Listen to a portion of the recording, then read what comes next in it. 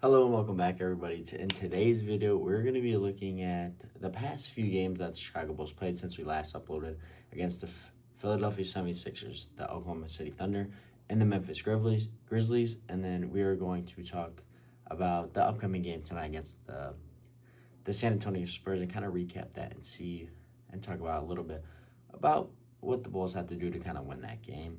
And then we're going to talk about a few draft prospects that I would love to see the Chicago Bulls be able to get. But we're going to get into that right after this.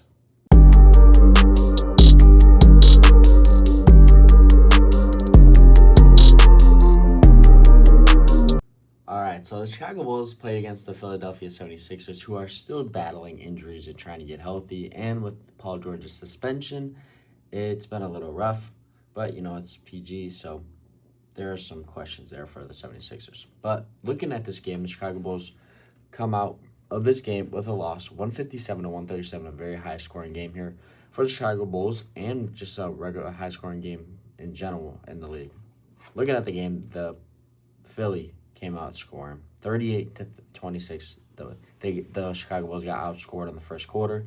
Then 33 to 26, they got outscored in the second quarter. 51 to 32, they got outscored in the third quarter.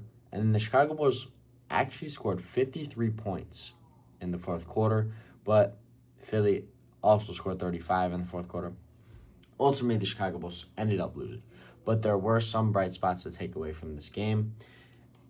Obviously, one, Modest Buzelis. Modest, he's been spectacular for the Chicago Bulls over the past however many games, 12 games, 15 games. He's been averaging 20-plus points per game. He's been looking very good. In this game, 30 minutes, 18 points on 6 to 15 shooting, 8 rebounds, 2 assists, 1 block. Then you have Josh Giddey. You expect some good stuff out of Josh Giddey. 23 points, 9 rebounds, 12 assists. He did have 4 turnovers, and he also had a block. And then another key thing and player to take away from this game was Leonard Miller. Leonard Miller has been playing very, very well. 15 points on 6 to 12 shooting, 7 rebounds, 2 assists.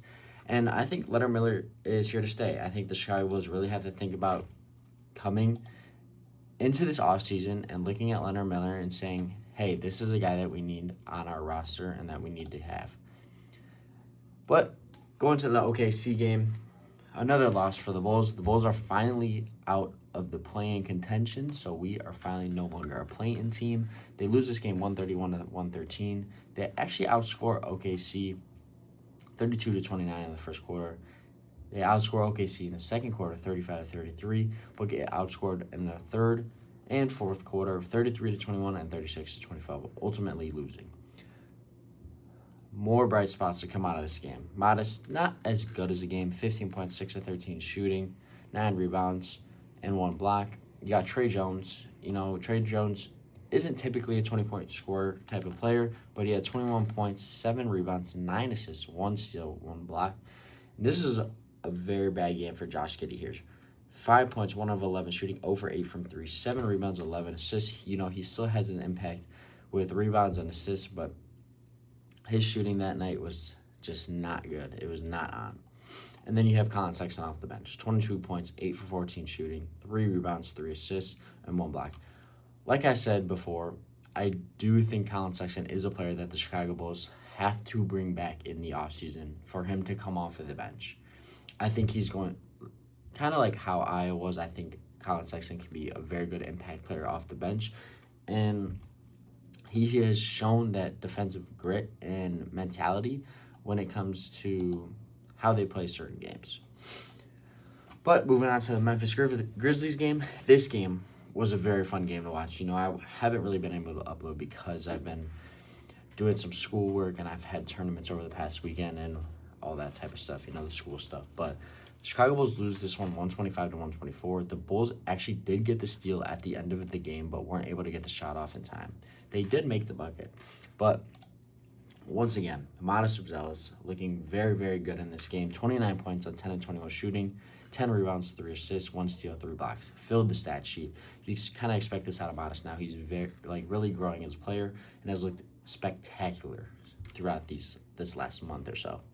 Then you have Tre Jones, another 19 points on 8 of 15 shootings, 9 rebounds, 6 assists, 2 steals. You have Josh Giddey, 18 points, 13 rebounds, 10 assists, 2 steals, and 3 blocks. And then you have Colin Sexton off the bench, 26 points, 1 rebound, 2 assists, 2 steals. This is what I'm talking about with Colin Sexton. Colin Sexton is a guy that you want back on your roster just because of how he impacts the scoring off the bench and how he impacts the defensive end off the bench. But Tre Jones actually did get the steal at the end of this game, but got it up to Colin Sexton on the break, but they weren't able to get the shot off with about 2 or 3 seconds left after getting the steal. But the Bulls are finally out of the play-in contention, and that's exactly what you want. You know, coming into this draft, there are some key players that we really want to look at. And I know it's very far in hindsight for the Chicago Bulls to potentially be able to get this player, but when looking at Darius Acuff Jr., he has looked spectacular. You know, obviously they got eliminated from the NCAA tournament, but this season he's averaged 23 points, 3 rebounds, 6 assists on 48% shooting, and he's just an explosive player. He shot 44% from 3. He loves to catch and shoot, and I think if the Bulls, in a world where the Bulls can move up and get a player or look to get a player, this is the guy that they want to look at to get. I think that obviously he's a guard. We have a million guards. But coming up to this offseason, there are a lot of guys on expiring contracts. And if you added Darius to this lineup with Modest, Josh Giddey, Colin Sexton, and Modest Buzelis, I think he could be really good. You know, obviously we don't want another guard. But looking at him, there's just something special about him. He's a dynamic lead guard known for his scoring instincts and advanced shot creation. And obviously there are defensive questions, but I think that he is a player that the Chicago Bulls should really want to look at getting when draft time rolls around. I really think that Darius could have a huge impact right away when coming into the league. And he's a player that I really want. I'm really high on his impact on the floor. You know, obviously I said defensively he has some questions, but he definitely is a player that I think the Bulls should really consider trying to trade up for and get. But moving on to the next prospect, looking at Koa Pete from Arizona University. You know, they're still in the NCAA tournament, but he's been playing very, very well throughout this tournament.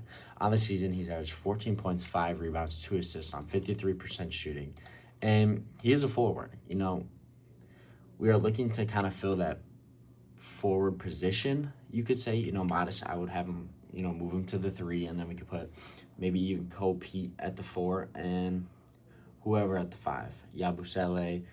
You know, Jalen Smith is out for the rest of the season. Jaden Ivey's out for the rest of the season. So, you know, we're trying to fill that center spot. We don't really have a center that we can really rely on here going into this next offseason. And I think Koa Pete could definitely fill that position. You know, obviously he's a little raw talent, you know, but he's shooting 53% from the field. Obviously only shooting 31% from the field from 3, but I think looking at Koa Pete, he is physically imposing forward with versatile two-way skill.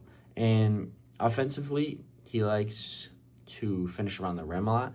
And in transition, though, he is very comfortable with handling the ball and showcases a lot of flashes of playmaking. And he does have a bit of a jumper, but that is something that comes in with the kind of talk about raw talent, where you kind of have to develop that and kind of get that jumper to improve. But obviously he is a center. But if you are a center coming into this league, you need to have a jumper. And Koa Pete kind of does not have a jumper from outside the arc, but that is something he would have to improve on. But last but not least, heading into the last prospect that I've been looking at, I don't want to draft him just because he's from Illinois, but he has really impressed me throughout this NCAA tournament. And the Chicago Bulls have a few second-round picks in this upcoming draft. But Andrei Stojakovic has really, really impressed me with what he has done throughout this season. 13 points, 4 rebounds, 1 assist on 50% shooting from the field. He shot only 24% from 3, obviously, but his impact on the floor for Illinois has really impressed me, and he's the guy that I could see coming off the bench potentially for the Chicago Bulls. Obviously, there isn't too much with the shooting wise that is good, but his game is built around perimeter efficiency. He is a very high IQ player, like his dad, and I think that he could have an impact in the NBA. I don't think that he can be like instant impact. I do think he's gonna have to kind of grind and grow his game, but I do think Andrei Stojakovic could definitely be a potential pick in the second round for the Chicago Bulls to be able to develop. Noah Essengay is going to be coming back here soon, and I think they both could really, if they really both were on the Chicago Bulls and really worked in the offseason, they could be some very good wings and forwards for the Chicago Bulls to look at in the future. But that is going to be all for this one. I hope you guys enjoyed my recap of the past few games for the Chicago Bulls, and let me know what you think about these few prospects that I've chosen to talk about here in this video. But that's going to be all for this one. I hope you guys enjoyed it, and I will see you guys in the next one.